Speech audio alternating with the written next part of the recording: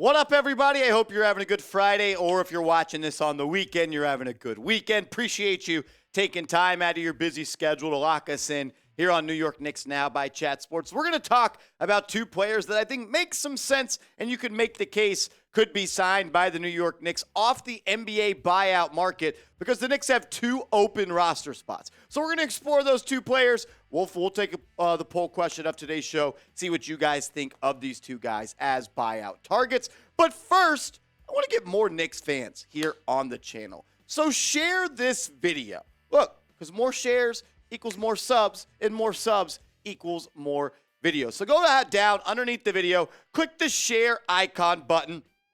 It looks just like this right here. It's right underneath me right here. You know what I'm talking about. Click that share button, select Twitter, and click post to Twitter, but also include me in the tweet at @MarshallGreen_. That's my Twitter. I'll give you a retweet. I'll also give you a follow back, and I'll give you a shout out on a coming up show next week, maybe even a watch party next Thursday. Remember, include me in the shared tweet at @MarshallGreen_. That way I can retweet you, give you a follow back, and a shout out coming up on a future show. The players I do want to talk about on the NBA buyout market start with Patrick Beverley, the former point guard for the Los Angeles Lakers. He was traded to the Orlando Magic in that Mo Bamba deal, and it sounds like it is expected that Beverley will be bought out by the Orlando Magic, which means he's free to sign with anybody. And when you think of Patrick Beverley, what does he bring? He brings toughness, defense, and experience. And right now, I think that makes some sense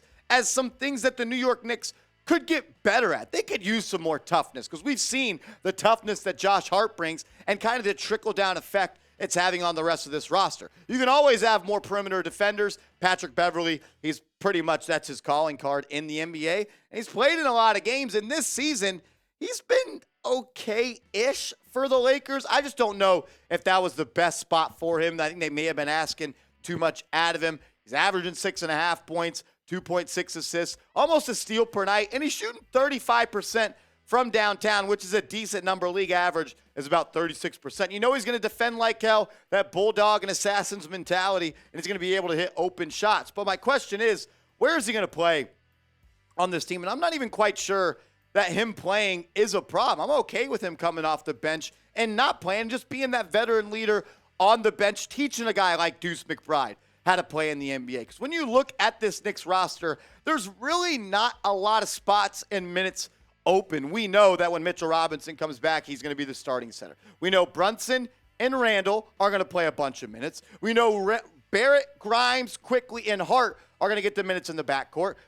Obi Toppin's still going to get some minutes, and Hartenstein and Sims are going to share those minutes. Maybe, he could play a little bit as a backup point guard in the playoffs, as a really backup to Emmanuel Quickly, and be a veteran in that. But Beverley's role on this team would be a vet on the bench and be that, leader that a guy like Miles McBride could learn from. Emmanuel Quickly could learn from.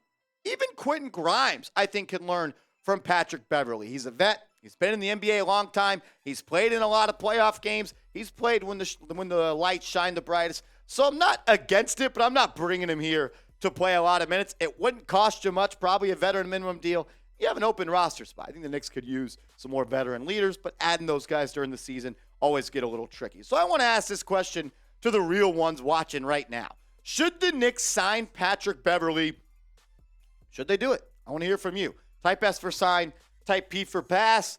I'd probably say pass, but I could be talked into it for sure. I do want to let you guys know this, that the Knicks signed Patrick Beverley or Serge Ibaka, a player we're going to break down coming up in a second. We are going to make a video as soon as possible. We may even go live here on the channel. So hit that big red sub button and help New York Knicks Now get to 18,000 subscribers. We put out videos every day on the latest Knicks news, rumors, game recaps. We're live for for the NBA trade deadline. We're going to be live for free agency, and we're going to be live for the draft. Lock us in, sub for Nick Stubbs. And did I say we go live for every single game day? I think we're a pretty damn cool channel.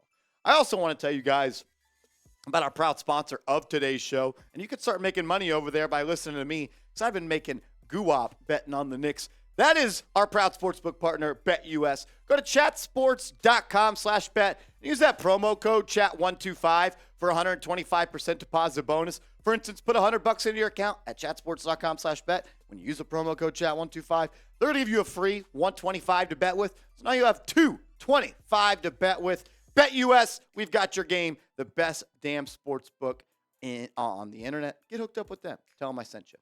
Another player I do want to highlight, and I think could make some sense, like Beverley, but it's a similar situation to Patrick Beverley, is Serge Ibaka. Like we said, the Knicks have 2 open roster spots. They have a lot of players in the front court. When Mitch comes back, you got Hartenstein, you have Jericho Sims, you got Obi Toppin.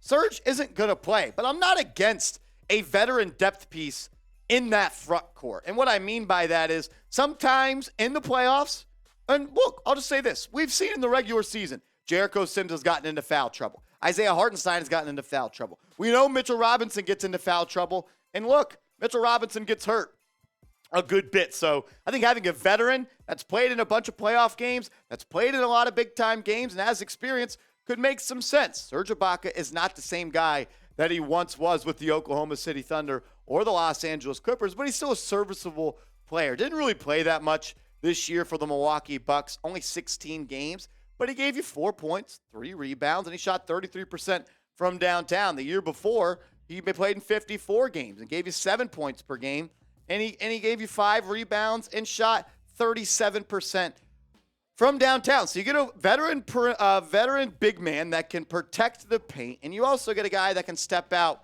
in that front court and hit some shots from downtown. But like Patrick Beverley, Serge Ibaka wouldn't play all that much for the New York Knicks, but I do think it means something to have a couple of these guys that have been in the playoffs. For instance, Bev and Serge have played in over 217 combined playoff games. Think about it like that. That is a lot of experience, and you have a young roster. Jalen Brunson, he's never been the dog on a playoff team. RJ Barrett, Julius Randle, they haven't done anything in the playoffs except get beat by the Atlanta Hawks.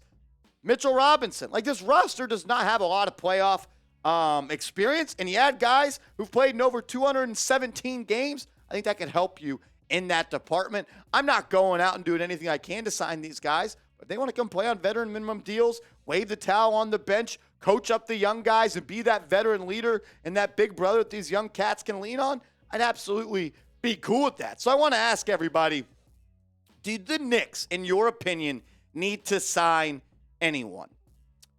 Do they need to? No. Should they? Look, you got 2 open roster spots. You know Tibbs isn't going to play the bench, so I'd be cool with either. But I want to hear from you. Do the Knicks need to sign anyone or either of these 2 guys, or is there someone out there? If they do, type Y for yes, type N for no. And make sure you guys are subscribed to the channel, because even though the All-Star break's coming up and the Knicks aren't going to be playing basketball for another week, we're going to have videos every single day leading up through that week. We're also going to be live Thursday or Friday next week when they play again. Look, the season is heating up. The Knicks are heating up. I promise you, you're going to want to stay up to date with everything surrounding the Knicks. So hit that big red sub button, lock us in, sub for Knicks Dubs.